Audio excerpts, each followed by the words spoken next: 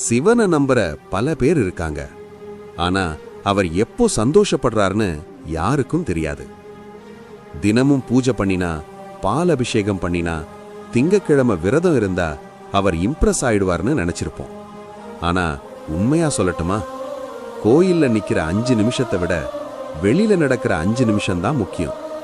பசிக்கிற ஒருத்தருக்கு சாப்பாடு வாங்கினா, யாருக்கும் தெரியாம உதவி பண்ணினா, ஒரு நாள் பொய் சொல்லாம முடிச்சுனா, அதுதான் அவர் பார்ப்பார். அவருக்கு மந்திரம் வேண்டாம், பெரிய காணிக்கை வேண்டாம், உன் குணம்தான் வேணும். நீ எவ்வளவு பிரார்த்தனை பண்ணினேன்னு அவர் எண்ண மாட்டார். நீ எவ்வளவு நல்லவனா இருக்கேன்னு தான் பார்ப்பார்.